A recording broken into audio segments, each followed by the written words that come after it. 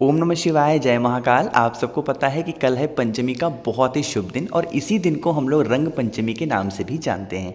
पूज्य गुरु जी की कथा से सुन के बहुत अच्छे से बताऊंगा। जो भी कष्ट आपके जीवन में होंगे ना, यहाँ पे लिखे हुए हैं, सारे कष्ट आपके जीवन के खत्म ज़रूर होंगे। बहुत ही आसान आसान से उपाय हैं, तो सिर्फ सुनते जाएँ और समझने की कोशिश करिएगा। एक एक करके हम लोग सारे उपाय की बात करेंगे, ठीक है। तो सबसे पहले उपाय की हम लोग बात करते हैं कि अगर आपकी कोई विश मनोकामना अधूरी है, बहुत दिनों से पूरी नहीं हो पा रही है, तो क्या करना होगा, ठीक। आपको लेना होगा इस तरीके से तांबे का लोटा। अब इस तांबे के लोटे में आपको भरना होगा जल। कहोगे भैया क्या अपने घर से जल भरेंगे? जी नहीं, ना ही आपको इसमें अपने घर से जल भरना है, ना ही मंदिर का जल भरना है।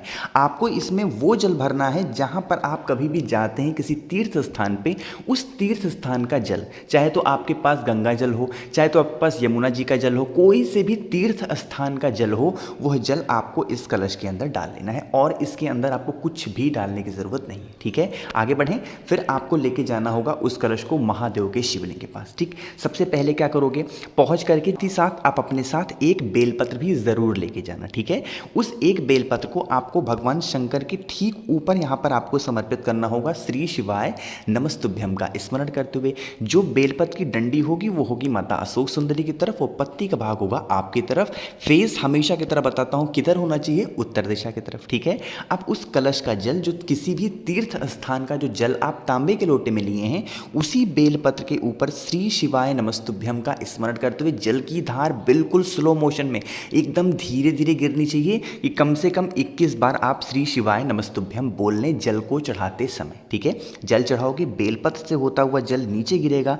इसी जल को अपने दाहिने हाथ में लेके दोनों आंखों पे लगा करके अपनी मनोकामना बोल देना। जो भी विश होगी महादेव पूरी जरूर करेंगे। इतनी ताकत होती है किसी भी तीर्थ स्थान को बेलपत्र के ऊपर चढ़ाने का, ठीक है। ये तो हो गया पहला काम। यहीं पर बहुत सारे लोग कहेंगे भैया एक बात बताओ, हमारे पास तो कोई तीर्थ स्थान का जल है ही नहीं, अब हम क्या करें, मेरे लिए तो कुछ बता दो। देखो क्या करना, जिसके पास तीर्थ स्थान का जल नहीं है तो परेशान नहीं हो, आप जाना महादेव के मंदिर के पास। अब महादेव के मंदिर के आसपास कोई सा भी जल हो, कोई सा भी जल कहने का मतलब कोई सा भी नदी हो, तालाब हो, कुआं हो, ठीक है, वहाँ का जल लेना और जैसा मैंने बताया है बेलपत्र चढ़ा करके उसके बाद उस जल को आप समर्पित कर देना अपनी मनोकामना के, ठीक है। ये दो काम आप ज़रूर करिएगा, ठीक है। तो ये हमने पहली बात कर ली है मनोकामना पूर्ति के लिए। अब हम लोग आगे बढ़ते हैं अपने दूसरे उपाय की तरफ, जो कि है कौन सी, बीमारी के लिए। इतने ज़्यादा कॉमेंट आते हैं बीमारी के ना, भैया हम लोग दवा करा के थक गए, हमारे सारे पैसे खर्च हो रहे हैं दवा करा के, है ना। तो क्या करना, सुनो।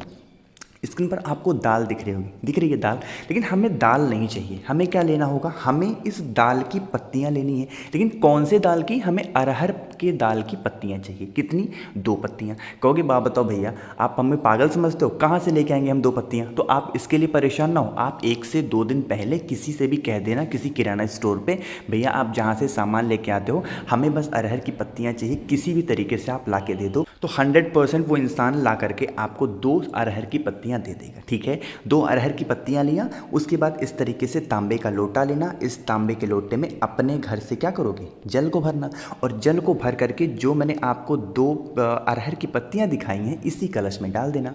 उसके बाद इस कलश को लेके पहुंच जाओगे महादेव के शिवलिंग के पास। किसी भी दिन, जितने भी उपाय बताऊंगा ना, किसी भी दिन कर सकते हैं, कोई दिक्कत नहीं है। सुबह करना चाहो सुबह कर लो, शाम को करना चाहो शाम को भी कर सकते हो, ठीक है। अब आप किधर खड़े होगे, आपको खड़ा होना होगा उत्तर दिशा की तरफ मुख करके और उस कलश का जल एक साथ महादेव के शिवलिंग के ऊपर, किसका नाम लेना है, कुंदकेश्वर महादेव का। ध्यान, नाम याद रखना। जब भी बीमारी के लिए या फिर किसी क्लेश वगैरह के लिए हम कोई उपाय करते हैं तो कुंदकेश्वर महादेव का नाम सबसे अच्छा माना जाता है, ठीक है। कुंदकेश्वर महादेव के नाम से जल को समर्पित करना।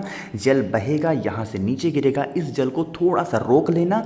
जो भी व्यक्ति आपके घर में बीमार है उस बीमार व्यक्ति को ले जा करके 2 से 4 बूंद उसका आचमन करा देना। किसका नाम लेके, कुंदकेश्वर महादेव का नाम लेके। हफ्ते में एक बार इस उपाय को कर लेना, जो भी बीमारी होगी ना धीरे धीरे करके खत्म जरूर होगी। अब एक चीज मैंने आपको नहीं बताई, जब आप जल को समर्पित कर लें, जल को यहाँ पर रोक लें। अब आपको 2 मिनट वहाँ पर खड़े होकर के महादेव को बिल्कुल देखते देखते, आंख बंद करके नहीं, महादेव को देखते देखते प्रार्थना करनी होगी। महादेव हमारे घर का ये व्यक्ति है, इसका ये नाम है, किसी भी तरीके से आप इसकी इस बीमारी को खत्म कर दें। मुझे कुछ नहीं पता, आपको खत्म करना ही होगा। एक हक के साथ महादेव से सारी बातों को कहोगे, ठीक है।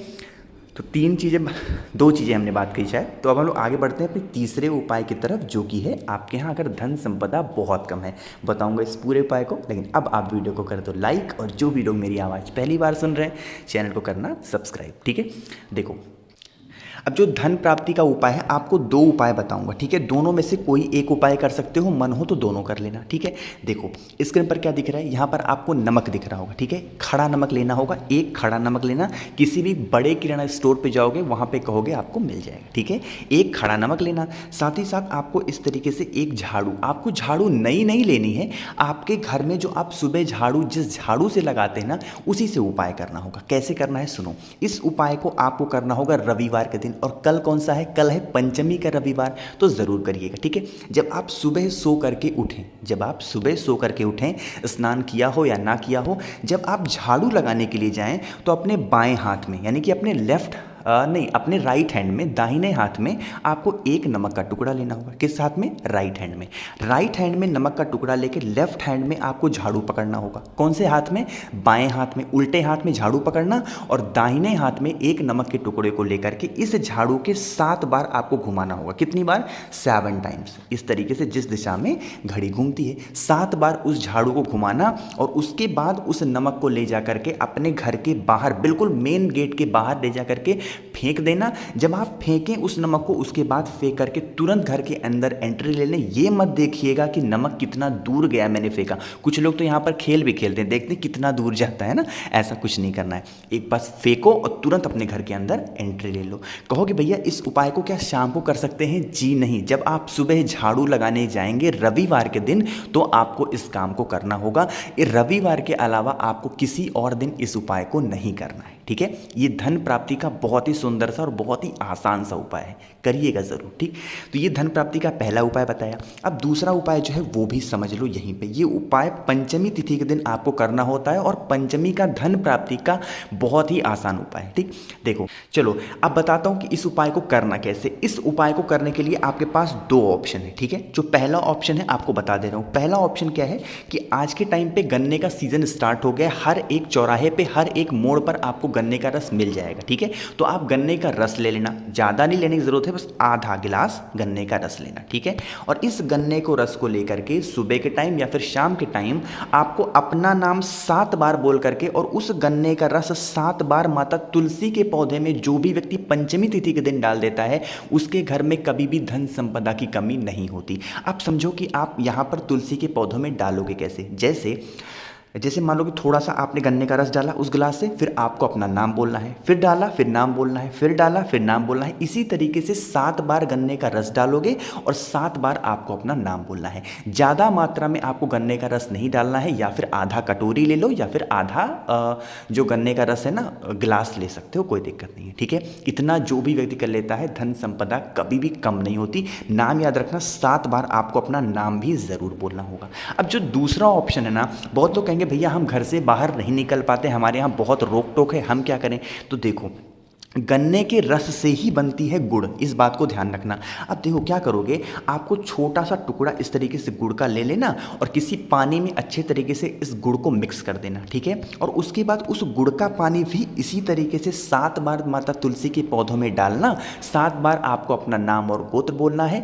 जो भी व्यक्ति गुड़ का पानी या फिर गन्ने का रस माता तुलसी के पौधे में डाल करके 7 बार अपना नाम बोल देता है, उसके घर में हमेशा धन संपदा बनी रहती है। बहुत ही आसान सा उपाय था ये धन संपदा के लिए, ठीक है। तो हमने यहाँ पर 4 महा उपाय की बात कर ली है, और 5वें उपाय की बात करते हैं, जो कि बहुत ज़्यादा यहाँ पर लोगों के परेशान रहते हैं। भैया हमारे यहाँ लड़ाइयाँ बहुत होती हैं, बहुत परेशान है हम, छोटी छोटी बातों को लेके लोग लड़ लेते हैं हमारे घर में। इस उपाय को करने का सबसे पहले बता दूं कि कोई टाइम निर्धारित नहीं है। इस उपाय को आप चाहो कि सुबह कर लो, शाम को कर लो, रात में 12 बजे भी कर सकते हो, कोई दिक्कत नहीं, किसी भी समय करो। जब भी आपके यहाँ लड़ाई स्टार्ट हो जाए, जब भी किसी भी समय लड़ाई स्टार्ट हो, एक बेलपत्र लेना, ठीक है, बहुत प्यारी सी बेलपत्र लेना, और उसको लेके आपके घर में महादेव का शिवलिंग हो या फिर मंदिर में आप जा सकते हो तो वहाँ पे चले जाना।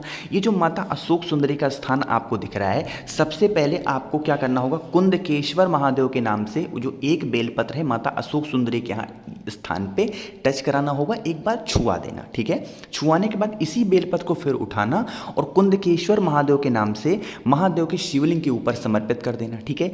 समर्पित करोगे तो जो डंडी का भाग होगा किधर होगा, माता अशोक सुंदरी की तरफ, पत्ती का भाग होना चाहिए आपकी तरफ, कुछ इस तरीके से जैसा कि स्क्रीन पे दिख रहा है। समर्पित करना, समर्पित करने के बाद उसी बेलपत्र के ऊपर आपको किसका नाम लेना होगा, कुंदकेश्वर महादेव का नाम लेके जल समर्पित करना।